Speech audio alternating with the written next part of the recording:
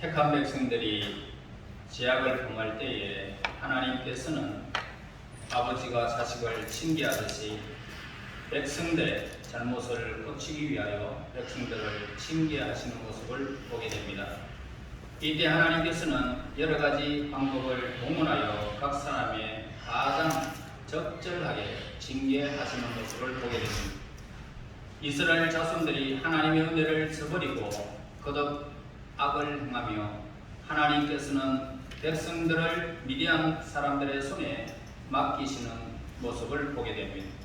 7년 동안이나 미디안 사람들은 이스라엘을 결식일 때마다 요단강을 건너와서는 진을 치고 밭에 있는 농작물들을 짓밟아버리고 식량이나 양과 소나 낙이 남김없이 몰아가고 가져갔던 것입니다. 메뚜기 떼같이 무수히 몰려 들어온 이 미디안 사람들은 하나님을 떠나 바알과 아세라를 섬기는 이스라엘 백성들을 약탈하면서 괴롭혔던 것입니다. 그들이 손에 대는 곳마다 이스라엘 백성들의 소망은 여지없이 파괴되어 버렸습니다. 이처럼 우리가 죄악을 범하게 되어지면 하나님께서는 우리가 잘못을 깨닫고 돌아올 수 있도록 우리 영혼의 식량을 거두어 가시기도 한 것입니다. 또는 우리의 사업이 어려움을 겪게 함으로써 우리를 징계하시기도 한다 이 말씀입니다. 이유 없이 고객이 떠나기도 하고 번영하였던 기업이 갑자기 침체기에 도래하기도 하는 것입니다. 극한 상황 가운데 기도하도록 하기 위해서 하나님께서는 불치의 병, 이름 모를 병들을 우리 인간에게 주어서 걸리게 하시기도 합니다. 죄악을 떠나서 하나님을 의지하도록 하기 위하여 자연적 재앙을 보내기도 하시는 것입니다. 하나님께서는 선지자 에레미야를 통하여 내 백성이 두 가지 악을 행하였나니 곧 그들이 생수에 끄는 데는 나를 버린 것과 스스로 웅덩이를 판 것인데 그것은 그 물을 가두지 못할 터진 웅덩이들이라 말씀하셨습니다. 에레미야 이 당시에 하나님께서는 이스라엘 백성이 이와 같은 죄악을 깨닫고 이제 돌아오도록 북방나라 바벨론을 통하여 고통과 절망을 겪도록 하셨던 것입니다. 그러므로 우리는 먼저 범죄하던 이스라엘 백성들을 징계하신 하나님께서는 오늘날 우리가 범죄할 때에 하나님을 떠나거나 하나님을 싫어하는 일이 이루어졌을 때에 오늘 우리는 분명히 징계하실 것이라는 사실을 우리에게 본문에서 가르쳐 주고 있는 것입니다. 하나님께서는 우리를 징계하시는 이유가 있습니다. 왜 하나님이 징계하시고 매를 드실까? 우리를 사랑하시기 때문입니다. 여러분, 따라서 여러 가지로 역경과 고난을 닥쳐오게 되어진다면 우리는 이스라엘 백성들처럼 원망하거나 좌절에 빠져서는 안 되는 모습을 우리에게 늘 가르쳐 주고 있습니다. 우리는 먼저 이러한 역경이 왜 우리에게 왔는지, 왜 이 고통이 내가 당해야 하는지, 그리고 범죄를 우리가 범하고 있는 것은 아닌지 우리는 늘 자신을 살펴보아야 합니다. 본문에 보면 미디안 사람들을 통하여 7년 동안이나 고통을 당한 후에야 이스라엘 백성들은 하나님께 부르짖었다라고 했습니다. 그런데 7년 전까지는 그들이 왜 이렇게 고통을 당하는지 그들은 전혀 몰랐던 것입니다. 그러므로 7년이라는 시간은 고통의 극에 달했던 시절임을 우리에게 가르쳐 줍니다. 그러나 우리는 우리의 잘못과 죄악을 속히 깨달아야 할 것입니다. 우리가 당하는 역경과 고난 속에서 하나님의 뜻을 일찍 깨닫게 되어지고 돌아서게 된다면, 하나님 앞으로 나아가는 하나님의 사람이 되어진다면 하나님께서는 그 징계를 하루속히 거두게 될 것입니다. 이스라엘 자손이 여호와의 목전에서 악을 행하였다라고 기록합니다. 그러므로 하나님께서는 미디안 사람들을 높이셨습니다. 힘을 강하게 하셨습니다. 그래서 메뚜기처럼 그들이 몰려 들어오게 한 다음에 모든 식량들을 강탈하기 시작하고 뿐만 아니라 소와 양과 수많은 것들을 이렇게 다 가져가는 이런 엄청난 시련이 그들에게 온 것입니다. 그래서 공포에 질린 채 산으로 도망하는 피난민이 되어야만 했던 것입니다. 산으로 도망친 그들은 헐벗고 굶주릴 수밖에 없었던 것입니다. 미디안 사람들을 피하여 어두운 굴이나 거친 산성을 피해야만 했습니다. 이토록 헐벗고 약한 이들이 과연 전날 모압과 미디안 족속들을 심히 두렵게 했던 백성들의 후손이다 라고 할 수가 없었던 것입니다. 하나님께서는 함께 하심으로 고레의 아들 발람이 감히 저주할 수조차 없었던 막강한 백성들의 그런 후손이야라고 우리가 상상도 하지 못할 정도로 엄청나게 쇠약함으로 전략해버리고 말았던 것을 보게 됩니다. 여러분들이 이 땅에 하나님이 싫어하는 것을 하고 우리가 하나님 앞에 범죄하게 되어지면 여러분들이 그렇게 막강한 일들이 완전히 그냥 초토화시켜버리는 것이 하나님이십니다. 건강한 하나님이 하루속히 빼앗아가버리면 우리는 질병에 걸려서 이 땅에 쇠약한 자가 되는 것입니다. 그러므로 하나님 앞에 내 삶을 바로 세우는 것만큼 중요한 것은 없다라고 할 수 있습니다. 승리의 영광은 어디로 사라지고 민족의 자력은 완전히 없어져 버리고 말았습니다. 이스라엘 백성들이 이처럼 비참하게 된 것은 그들의 죄악 때문에 하나님께서는 도움의 손길을 멈추었기 때문입니다. 만약에 여러분과 하나님이 함께하지 않는다면 여러분들은 이 세상에서 밀려가는 물결에 어떤 물건이든지 그 파도에 그 물결에 이렇게 휩쓸려 내려가듯이 세상과 함께 여러분들은 그냥 내려가 버리고 마는 것입니다.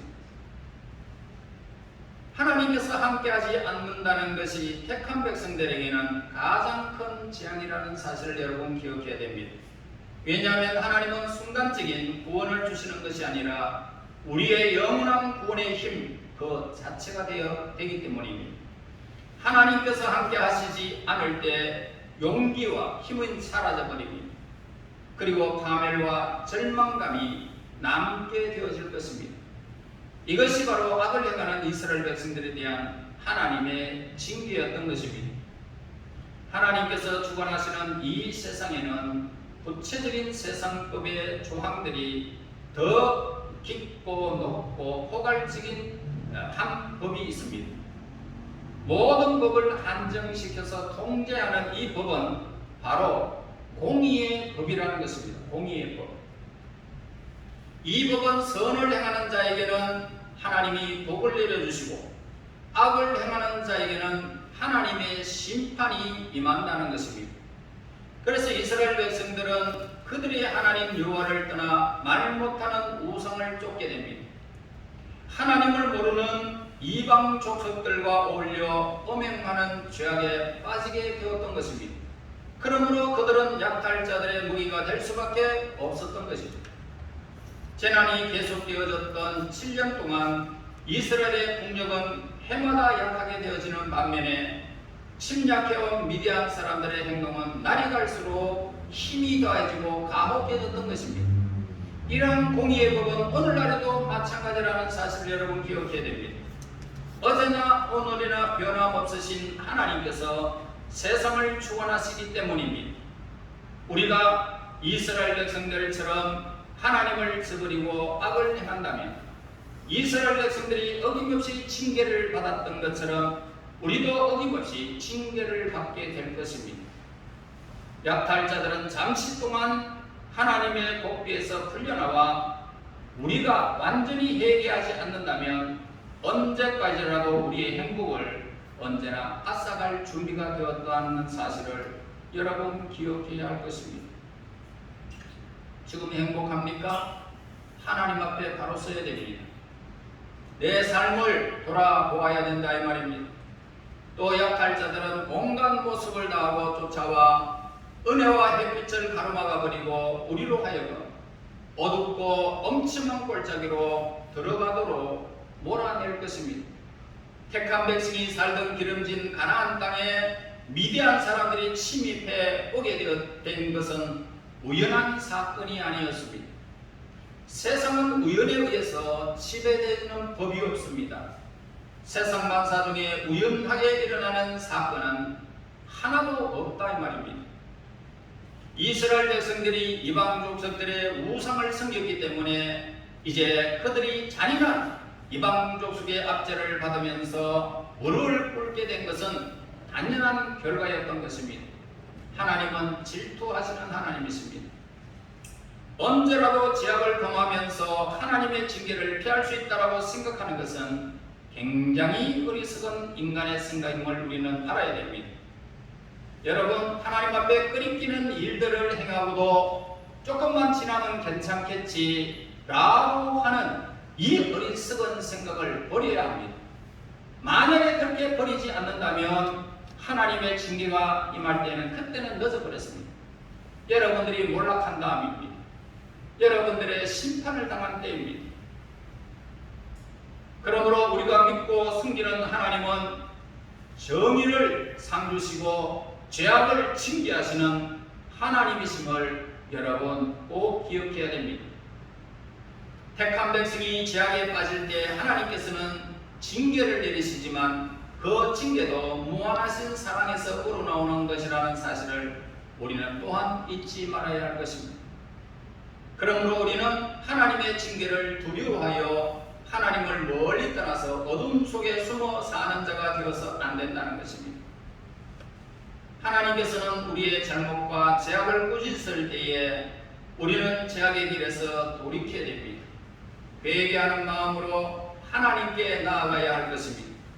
우리가 죄를 회개하고 돌이켜 하나님께로 나오게 되어진다면 하나님께서는 돌아온 탕자를 영접하듯이 그에게 신발도 신지 아니하고 아버지가 달려나와 그 타락한 그 아들을 이렇게 안는 것과 같이 그 아들을 영접하는 아버지와 같이 하나님은 돌이키는 우리 하나님의 백성들을 영접하여 드리게 될 것입니다. 뿐만 아니라 그 아들 모든 것을 다 탕진해버린 그 아들을 위하여 잔치를 배설하듯이 오늘 그때부터 우리의 마음이 잔치가 벌어지게 될 것입니다. 우리는 구약 성경에 기록된 이스라엘의 역사를 읽어가면서 여러 가지 귀한 교훈들을 늘 깨닫게 되어집니다. 이스라엘 역사를 통하여 우리가 어느 교훈보다도 더 명확하게 깨우침을 받을 수 있는 교훈이 바로 범죄는 반드시 하나님의 징계를 불러들인다는 것과 범죄한 백성이 고통 중에서 회개하며 부르짖을 때에 하나님께서는 구원을 베풀어 주신다는 이 교훈을 우리에게 가르쳐 주고 있습니다. 다시 말해서 범죄는 하나님의 징계를 불러들인다는 사실을 기억해야 하는 것입니다. 여러분, 하나님이 안 두렵습니까? 세상 뜻이 아름답습니까? 붙잡은 손을 놓지 아니하면 하나님의 징계가 임할 때에는 그 손이 붙잡았던 손이 기가 막히게 여러분 엄청난 고통을 준다는 사실을 기억해야 됩니다. 1절의 말씀 보세요. 이스라엘 자손이 또 여호와의 목전에 악을 행하였으므로 여호와께서 7년 동안 그들을 미디안 손에 넘겨주시니 그들은 또다시 하나님의 목전에서 악을 행하며 범죄하였기 때문에 다시 그들을 징계하셨던 것입니다. 하나님께서는 이번에는 7년 동안 이스라엘 백성들을 미디안의 손을 통하여 고통을 준 것입니다. 본문에 보면 이 7년이라는 기간 동안 아무도 죄악을 회개하지 않았다는 사실을 우리는 알게 되어집니다. 하나님께 대한 믿음의 행위도 보이지 않았음을 발견할 수가 있습니다. 그들은 심한 고통 중에서도 회개하기는커녕 오히려 마음이 완악하여 갔었고 서디선 멍에에 시달리도록 목이 굳어져 가슴을 우리에게 가르쳐 주고 있습니다. 이스라엘 백성들은 먹을 식량조차 없이 산속이나 동굴로 숨고 헤매며 헐벗어했던 것입니다. 그러면서도 그들은 이 모든 재앙의 원인을 제거하기는커녕 깨닫지도 못한 채 고통을 스스로 당해야만 했던 것입니다. 얼마나 미련합니까? 인생이 그런 겁니다. 여러분, 오늘도 이렇게 하나님 말씀 앞으로 나오게 되는 것은 하나님의 크신 긍휼과 사랑 때문에 우리를 불러주신 것입니다. 여러분, 재앙의 원인은 바로 이스라엘은 바알 숭배에 있었다는 것입니다. 하나님의 징계를 받고 있는 중에도 그들은 바알과 아세라를 섬기는 일을 그치지 않았던 것입니다. 하나님의 징계를 받을수록 백성들의 마음이 더욱 완악해 해서 갔던 것입니다. 지금 우리도 마찬가지입니다. 사탄의 통치 아래 있는 성도들도 하나님의 징계를 받을수록 회개하기는커녕 마음이 완악해지는 것을 보게 됩니다. 그러나 바알도 아세라도 다른 어떤 것도 그들을 미디안 사람들을 주는 극심한 고통으로부터 건져낼 수가 없었던 것입니다. 결국 이스라엘 백성들은 어떻게 해요? 하나님 앞에 무릎을 꿇고 돌이키면서 회개하기 시작했습니다. 그리고 범죄한 백성이 회개하며 하나님께 부르짖을 때에 하나님께서는 구원을 베풀어 주시겠다고 약속하셨습니다. 1절은 범죄와 연관되어 있지만 그러나 7절은 부르짖음과 응답에 연결되어 있음을 보게 됩니다. 범죄는 징계를 불러들이고 기도는 하나님의 응답을 가져오게 한다는 사실을 우리에게 알려줍니다. 하나님은 선지자의 입을 통하여 항상 은혜의 문이 열려있던 것을 우리에게 가르쳐줍니다. 그러나 그 백성들은 들어오려고 하지 않았던 것입니다. 이제 문은 닫혔다.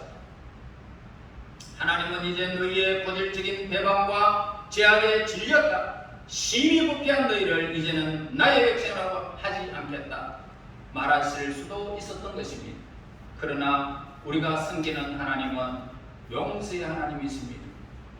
여러분이 범죄를 한들 하나님께서 돌이키는 모습을 볼지언정 용서해 주시는 그 하나님을 볼지언정 징계를 바로 하면서 여러분을 깨닫도록 하기 위한 것이지 여러분들을 망하게 하시지는 않는다는 사실입니다. 그러므로 여러분, 하나님 말씀을 듣고 있는 이 시간 돌이키는 것이 여러분들에게 복이라는 것입니다. 그러므로 이스라엘 역사를 자세히 살펴보면 범죄, 징계, 회개, 구원이 영세적으로 반복하고 있음을 보게 됩니다. 이스라엘 백성들이 범죄할 때에 하나님께서는 이를 징계하셨고 백성이 회개할 때는 하나님께서는 어김없이 구원자를 베풀어 주시고 그들을 죄악 가운데 고통 가운데 구원해 주셨던 것입니다. 이러한 흐름으로 이스라엘 역사는 계속적으로 사사기를 통하여 계속 이렇게 이어지는 모습을 보게 됩니다. 백성들은 은혜와 사랑을 저버린 채 끊임없이 하나님을 반역했고 그로 인하여 고통을 당하다가 결국 회개하고 잠시 하나님께로 돌아왔다가 또다시 죄악에 빠져들어감으로써 또 고통을 당하는 악순환이 계속되어 왔던 것입니다. 이러한 역사가 이스라엘의 역사라고만 할 수 있겠느냐는 것입니다. 결코 그렇지 않다는 겁니다. 우리 인생들도 동일한 것입니다. 오늘날 우리가 살아온 역사이기도 한 것입니다. 우리도 역시 반역과 죄악에 물들어 오늘날까지 우리는 이렇게 살아온 것입니다.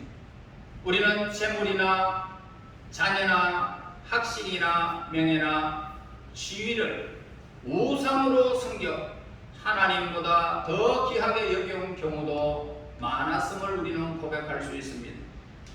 우리는 기도를 멀리하고 말씀 읽기를 절개하지 않고 수시로 하나님을 멀리 떠나서 세상 속에 갇혀서 어둠 속에 헤맸던 우리들의 모습이었던 것입니다. 우리의 마음은 이기심으로 탐욕과 질투로 가득 차 있고 우리는 하나님의 징계에 대하여 완악한 마음을 품기도 한 것입니다. 그러면서도 우리가 오늘날까지 살아올 수 있었던 것이 뭡니까? 지금까지 이렇게 예배드릴 수 있었던 것은 하나님의 은혜라는 것입니다. 아멘. 범죄로 시간을 보내다가 우리는 결국 하나님께서 우리의 범죄를 심판하실 것을 깨닫고서는 하나님께 부르짖게 되는 것입니다. 그럴 때마다 하나님께서는 우리의 기도를 들으시고 우리의 모든 고통에서 위로하시고 그리고 우리를 그 고통에서 구원을 베풀어 주셨던 것입니다. 아멘. 하나님께서는 회개하여 돌아오는 우리를 꾸짖지 않으셨습니다. 왜 그렇게 했느냐? 전혀 묻지 않았습니다. 돌아올 때마다 하나님은 사랑으로 그냥 방자를 품던 아버지처럼 우리를 영접해버리는 것입니다. 이 하나님의 사랑밖에는 없습니다. 그러므로 저와 여러분 빨리 깨달으면 깨달을수록 좋습니다. 이처럼 우리의 생애도 이스라엘의 역사와 같이 범죄와 징계와 회개와 구원의 역사로 점철되어 있는 것이 우리의 삶의 모습인 것입니다. 여러분, 우리는 먼저 우리가 죄를 깨달아야 함을 우리에게 가르쳐줍니다. 우리는 죄로 말미암아 하나님의 징계와 심판이 온다는 사실을 깨닫고 겸손한 마음과 순종하는 마음으로 죄를 고백하고 하나님의 용서와 도우심을 강구해야 할 것입니다. 여러분, 하나님보다 더 사랑하는 것이 얼마나 많습니까?